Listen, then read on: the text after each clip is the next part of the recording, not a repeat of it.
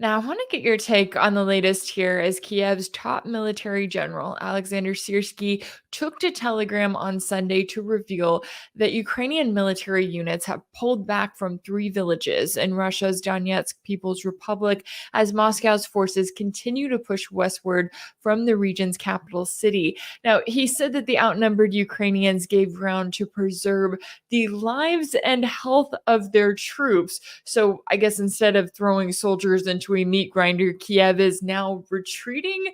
What do you make of what seems to be a change in strategy here, at least from what we've seen from Ukraine over the last year? Yeah, from reports on the ground, I think things are quite different than Sersky would like to present them. He announces a tactical withdrawal, a retreat, after his own soldiers have already broke and run away, attempting to regain a persona, a facsimile of control of the situation, much like what happened in Avdiivka. Once again, the Kiev regime forces have waited too long, and a number of their forces broke of their own accord. Reports on the ground is that in another one of these small settlements west of Avdiivka, as the breakthrough that Russian forces have pushed through to a depth of over some 7 kilometers now, which is spreading out now, kind of blooming, if you will. They have also put a number of troops, perhaps even a battalion's worth, in a cauldron, and they were negotiations without the Ukrainian military command's participation for their surrender. So there's a lot of this going on, a lot of individual units or larger units surrendering, a lot breaking and running. And now Sirski comes out late in the day and tries to give the illusion that he's in control of the situation by announcing a retreat. Well, he's not fooling anyone who's actually paying attention to the situation. There have been multiple units in this direction, as well as north in Chasiv Yar, that have disobeyed orders and refused to go into what they considered a suicidal situation. The 67th Mechanized, which is a unit whose foundation is the Banderite fascist right sector, pulled out. They left East Chasiv Yar of their own accord, and the third assault, also known as Azov, refused to go into Chasiv Yar. And we've also seen the 25th Airborne break and retreat of their own accord, and similar problems with the 115th. So lots of problems, units refusing orders, units breaking, units being tracked in a cauldron, and the Russian breakthrough west of Avdiivka continues. And this has provided Russian forces there with a lot of operational space, where they can now proceed in multiple directions.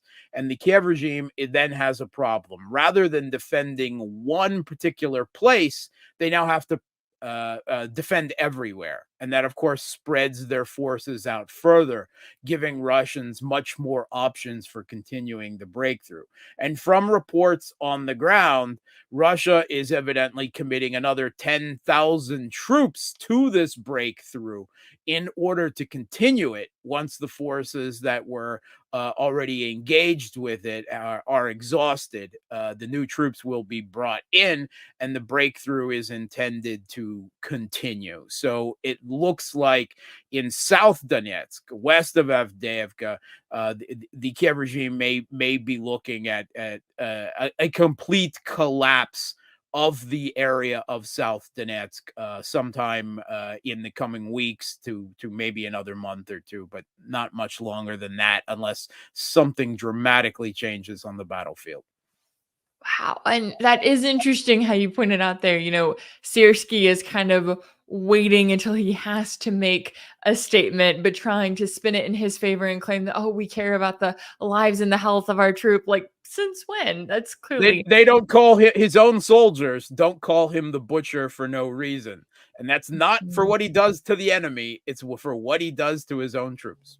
Yeah, very, very telling there. Now, when it comes to Russia's approach to this, has this changed at all recently? Are they in a position right now of just trying to wear down Kiev's troops and kind of seeing that, look, Ukraine is dealing with manpower shortages on its end and it's dealing with entire battalions saying, nope, I'm not going into that fight? Is that how they are approaching this, or have there been any recent changes there on Russia's side? Okay, since last October, the Russian Ministry of Defense has maintained the line that they are not on an offensive, that they are on an active defense, and they are attriting the enemy and gradually improving their position. But I think there's multiple arguments in multiple areas along the front line to make. CNN even pointed out that in just 25-kilometer stretch, Russia is making progress in 8 separate locations. I don't know if we can call this a proper offensive yet, but certainly Russian forces are breaking through the Kiev regime's defensive lines west of Avdiivka in a dramatic fashion.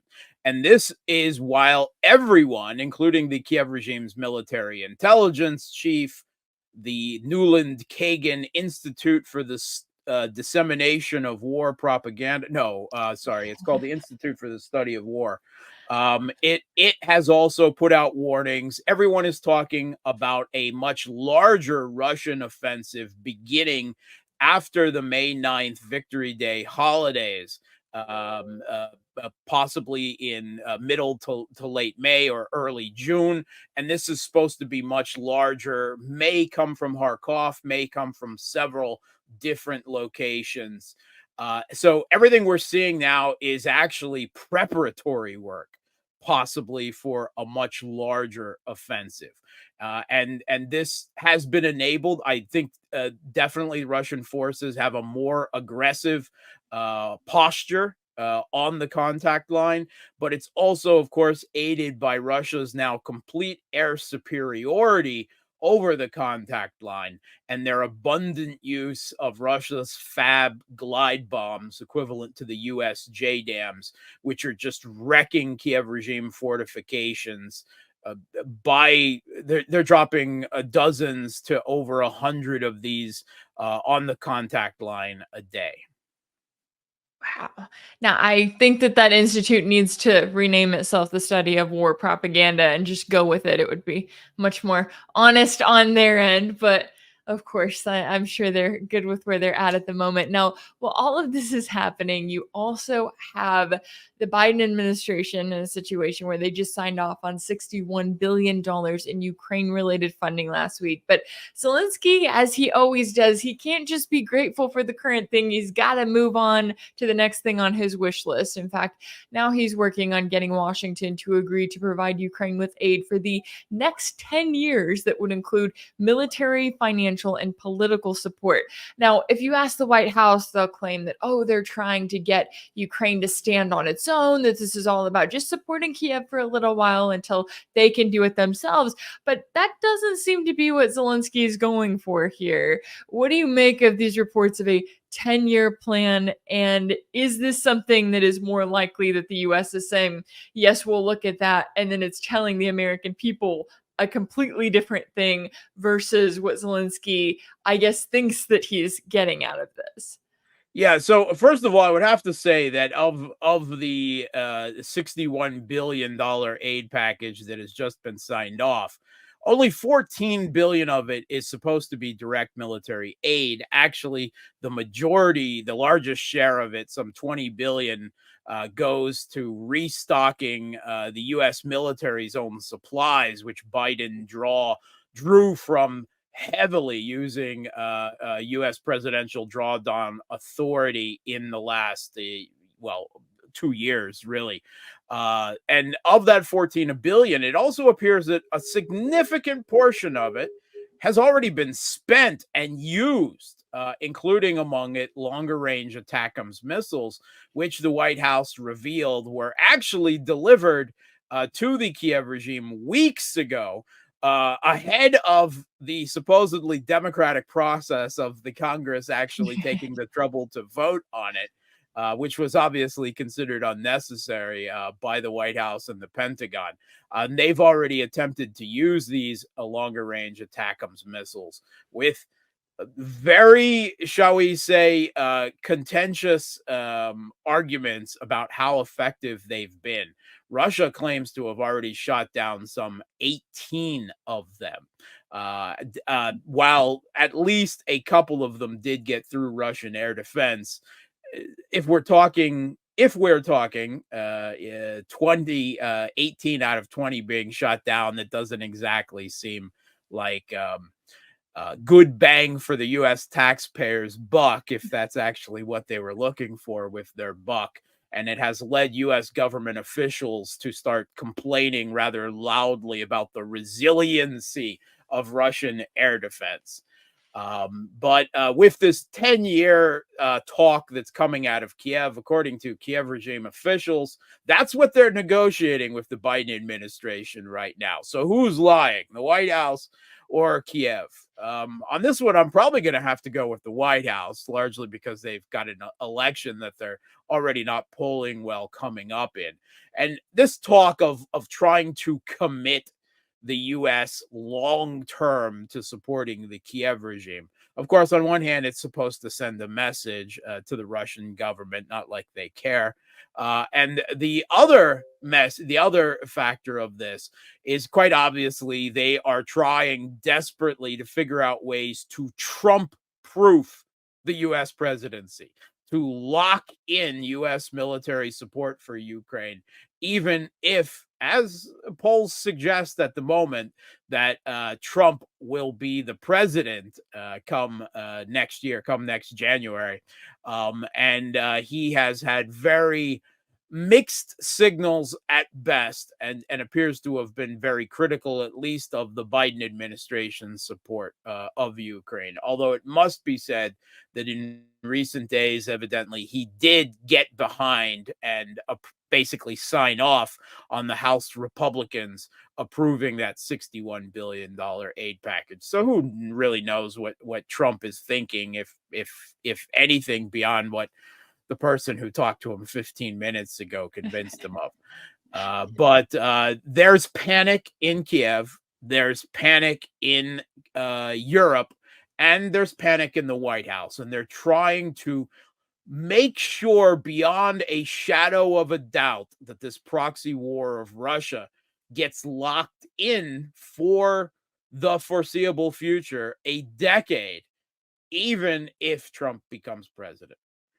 Yeah, it's kind of sad the lengths that they're going to, and granted, I don't know how much Joe Biden is really aware of all of this, but I would think that if you're the sitting president and you have everyone around you saying we need to essentially Trump-proof this plan for Ukraine, you may be looking at this going, "Wait a second, aren't I supposed to win the next election?" Well, it does. You don't understand. We have to Trump proof it because the cannibals got my uncle. Right. Exactly. Now, when it comes to that, we also have the Washington Post talking. Of course, they're never not talking, but they're reporting that the US military is training fewer and fewer Ukrainian soldiers in Europe, suggesting that Kiev is running out of men to fight. And I guess they're finally admitting that Zelensky's claim that only 31,000 Ukrainians have been killed in the war so far may be a bit of an understatement, given that that's slower than even the United States claim. But of course, the biggest concern to me is that they are beating the war drums for NATO troops in Ukraine by saying, well, Kiev is out of men. They're getting less and less men to be trained by the US. This is how it starts. Is that how you see it, or am I being too cynical here? No, there's very interesting that the U.S., which was once pumping, training up at least nine brigades for the Kiev regime's offensive, now appears to be training fewer and fewer.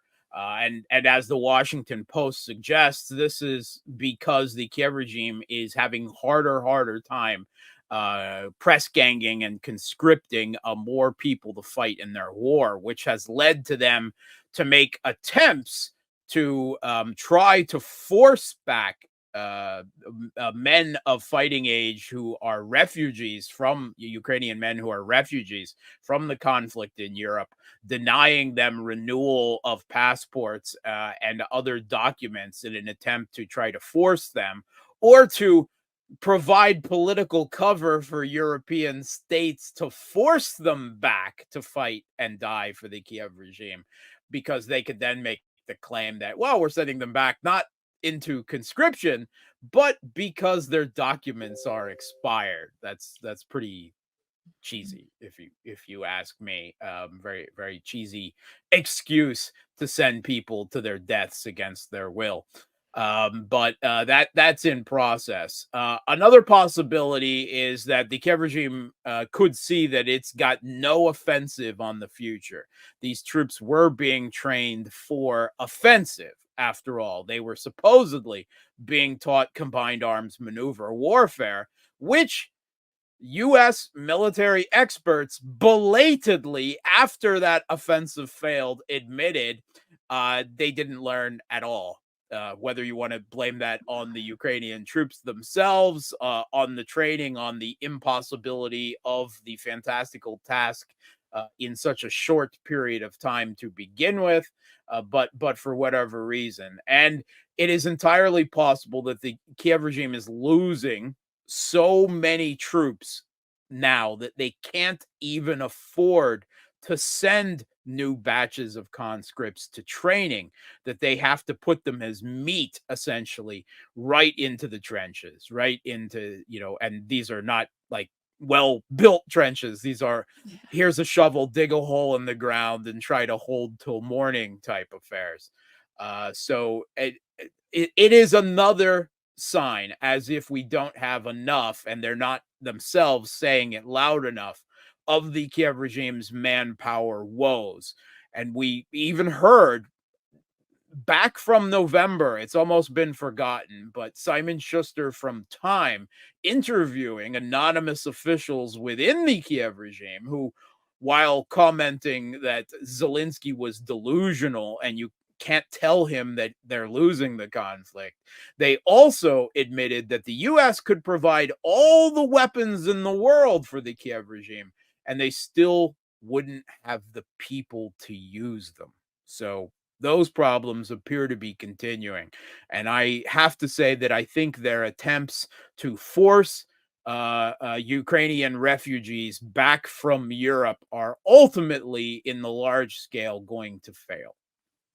Yeah, it just doesn't seem like that is going to really help the manpower needs that they have at the moment, at least not to the point that they need. Now, while all of this is happening, you also have EU Foreign Policy Chief Joseph Borrell insisting that member states don't want their citizens to die in the conflict, but that the bloc will keep supporting Kiev with military and financial aid.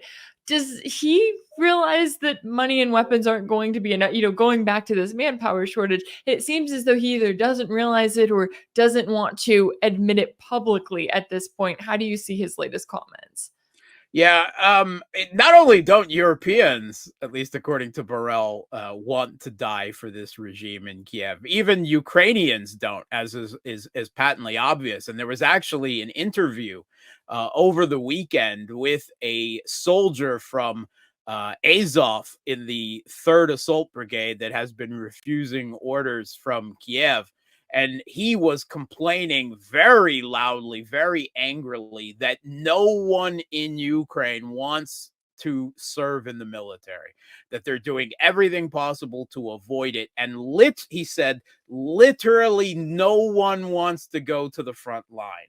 So I guess if that's the case, that in the last 2 years, Russia's denazification policy has been paying dividends, because all of those ideologically disposed to fight and die for this regime that seized power in 2014 with Western assistance appear to have left the chat, shall we say. As to Europeans being asked in the future, well, different European leaders like Macron, but others like Finland and the Czech Republic and the Baltics, and even Canada seem to be suggesting other things. But I would point out to Joseph Borrell, who appears, to my view, be mostly at the moment focused on European parliamentary elections coming up. And that's where this rhetoric is directed at. But Europeans are already dying there. We know that NATO has troops there already. If not in large number and not under flag, we know from comments from German Chancellor Olaf Scholz, from German generals in these leaked reports plotting to destroy the Crimean Bridge with Taurus missiles, that there are troops on the ground operating a lot of these high-tech weapons that require a lot of training sent from the West to the Kiev regime. They're there operating them on the ground. And we had the Estonian defense minister even claim last week that every NATO member state has troops on the ground in Ukraine. And I can tell you that if there are troops on the ground in Ukraine, then to one degree or another, there are Europeans already dying for Donbass. Yeah, certainly. A lot at stake here all around, and a lot to be learned from what's happening right now. I really appreciate you taking the time to join me today to break down the latest here. International relations and security analyst Mark Sleboda, thank you so much for your time and insight today.